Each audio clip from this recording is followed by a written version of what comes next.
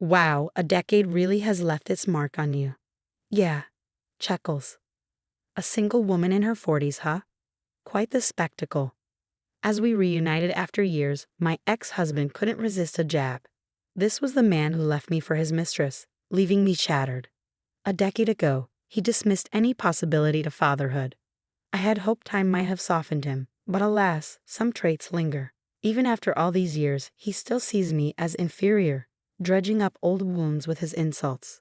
Swiftly, I ended our encounter, unwilling to subject myself to further indignity, and in an unexpected twist, I found a subtle vengeance against him.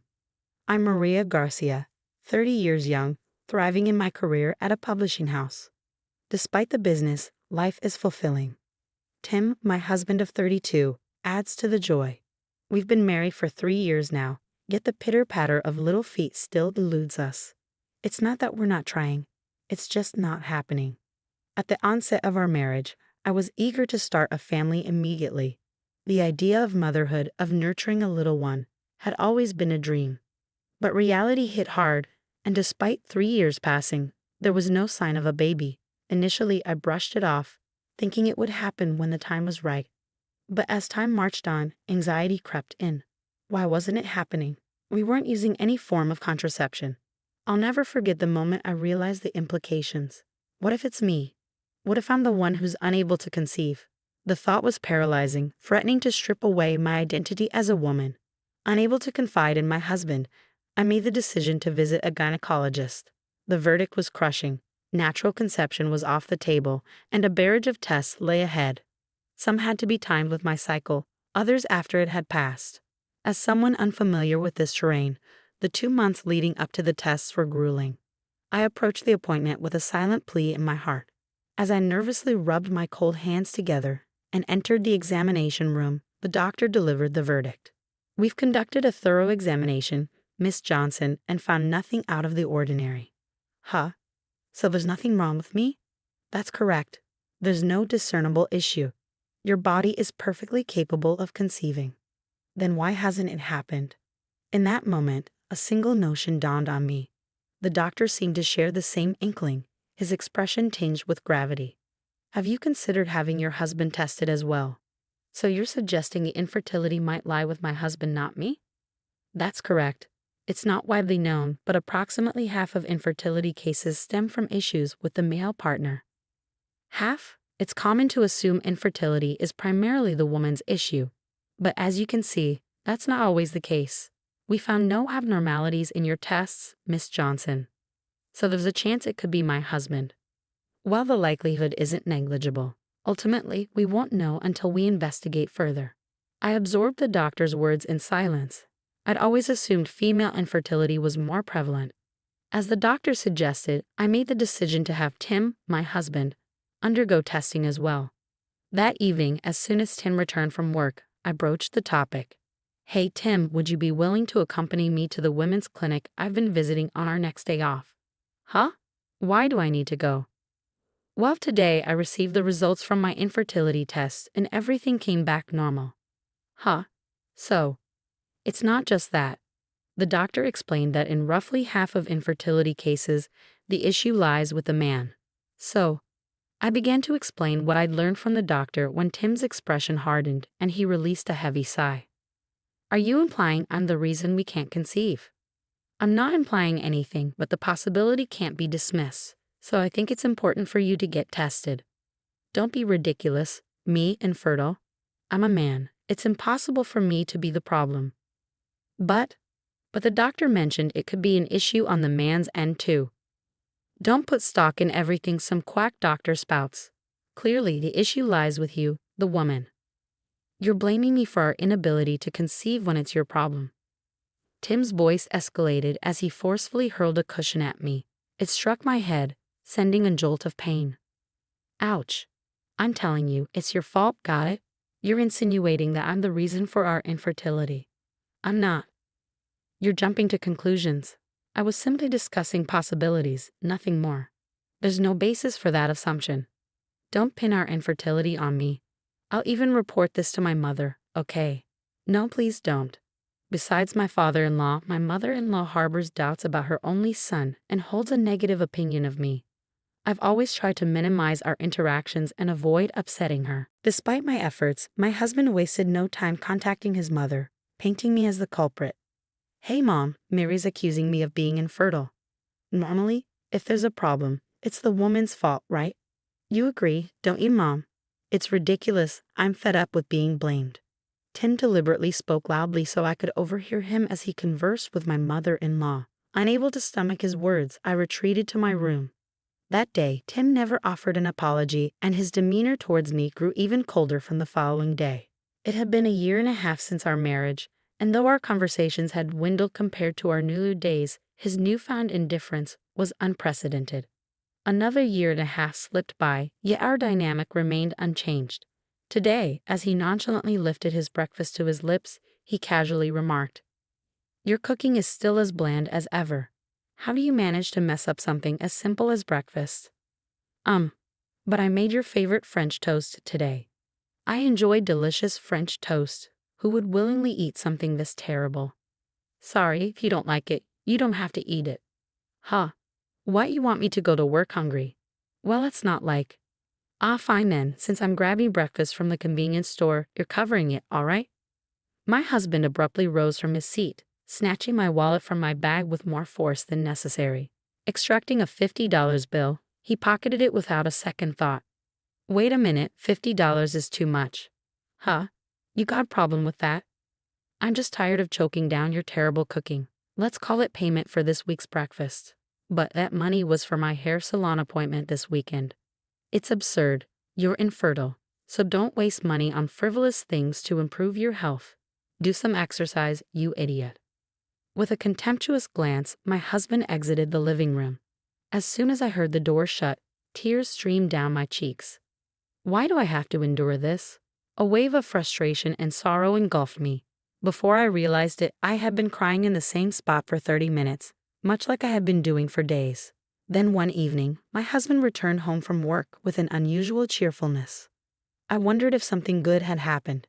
Just as I pondered, he addressed me with a radiant smile. "Mary, I want a divorce." "What? Divorce? What are you saying?" "I'm going to be the father." "Huh? A father? I don't understand." "She's pregnant. We've decided to raise the child together. So please, let's get a divorce." "She's pregnant?" His words sounded like a cruel joke. All I could grasp was the betrayal he had inflicted. No matter how I sliced it, he had been unfaithful. Tears clouding my vision, I mustered the courage to ask, Is that baby really yours, Tim?" "Huh? What are you talking about? Are you still hung up on the infertility thing? We've been married for 3 years and no child. It's not on me." "You're so obstinate. You're just envious because you can't conceive, aren't you? Well, tough luck. You're the one who's infertile." With those words, he shoved me aside, demanding that I leave. It stung even more knowing that the apartment was solely in his name. If one of us had to depart, it would inevitably be me. As I reluctantly gathered my belongings, he tossed the pre-prepared divorce papers in my direction. "Infertile woman, get out." "Why are you? The alimony can come later." "I'll leave, even without your prompting. But I never imagined you could be so heartless." "Say what you will. I'm reveling in my newfound happiness. Unlike you, I'm going to be a parent." Laughter. With a mocking laugh, he exhaled. The man standing before me was a stranger, no longer the Tim I once adored. Leaving the apartment, I secured a temporary rental near my workplace. Scouring for a permanent residence, I eventually settled into a new apartment. With only the essentials, clothing and basics, I juggled furnishing my new abode while managing the demands of work. However, the $30,000 alimony from my ex-husband and his mistress provided a financial cushion, easing the transition into my fresh start. Over the next 5 years, I threw myself into work, determined to leave my painful past behind. During this time, a mutual acquaintance at work introduced me to John Thompson. John, 2 years my junior, possessed a warm and generous spirit. Like me, he had weathered a divorce, marred by his ex-wife's infidelity. Neither of us bore children, our circumstances mirroring one another's.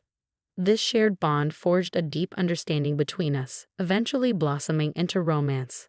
After a year of courtship, we joyfully exchanged vows, becoming husband and wife. Now Mary Thompson, I threw myself even deeper into my career. Yet, on weekends, my husband and I relished in outings, embracing our newfound lease on life with occasional trips and adventures.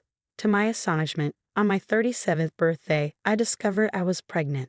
Just 6 months into our marriage, the child we had longed for arrived with unexpected ease. Tears brimming in his eyes, my husband celebrated with heartfelt joy. "Mary, thank you. I'm overjoyed." "I am too. I'm beyond happy. I never imagined I'd become a mother. Despite our age, I'll stand by you every step of the way. Together, we'll tackle whatever comes our way." "Thank you, John. I'm truly grateful to embark on this journey to parenthood with you." True to his word, John stood by me throughout my pregnancy, shouldering all the household responsibilities we once shared and handling all the shopping. 7 months later, our daughter arrived safely, bringing unparalleled joy into our lives. As time flew by, Lisa turned 3, her chatter filling our home with warmth. On a day when John was away, Lisa and I ventured to the park. While she played in the sandbox, a familiar voice caught my attention. "Is that Mary?" "What?" "Tim." "Indeed, it's Mary. It's been quite some time." Standing before me was my ex-husband Tim, the one who had once abandoned me. His grin widened as he drew closer, scrutinizing my expression. "What brings you here, wearing that despondent look? Waiting for someone to sweep you off your feet. That's absurd. Please just leave me alone." "My, how you've aged over the years. A single woman in her 40s. You seem rather downcast." My ex-husband clapped his hands together and erupted into laughter. His presence felt like a sudden rupture, shattering the newfound happiness I had just begun to embrace. Why did he have to show up now, of all times? It was because of him that I endured so much pain. I couldn't forgive him. Today, I resolved to unleash all the pent-up emotions within me. I rose to my feet, the anger boiling inside me beyond control. "The root cause of all this chaos is you." Just as I was about to unleash my fury, my daughter tugged at my clothes, her expression puzzled. "Mommy, who is this man?" "Ah, Lisa, Mom's friend." "Mom's friend? Hi." As my daughter addressed me as Mom, Tim's eyes widened in shock. He rushed over to me, a bewildered expression on his face. "What's happening here? She just called you Mom." "Yes, this is Lisa, my daughter." "What? That can't be right. You were infertile." "I told you this a decade ago, didn't I? The issue wasn't with me. I even got tested to prove it. So this child, she's undoubtedly yours." "Yes, Lisa is unequivocally my daughter, born of me." "No, it's impossible." Tim's complexion drained of color, his face contorted in disbelief as he staggered backward. I posed a question to him. "Tell me, are you absolutely certain your children are your own?" "What? What are you implying?" "Have you ever considered it? I've always suspected that you were the reason for our infertility." "Stop it. That's absurd. It's impossible. After all, I'm still raising a child with her." "Well, doesn't that speak volumes? It's not just about who gives birth, but who raises the child. If it doesn't bother you, then there's no doubt that child is mine." "That's preposterous. You deserve to feel the sting of her deception. Why don't you suffer a little?" With a strange cry, Tim fled, tears streaming down his face.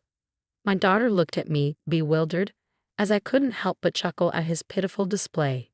"Mom, was that man not your friend?" "No, he wasn't. But you know what?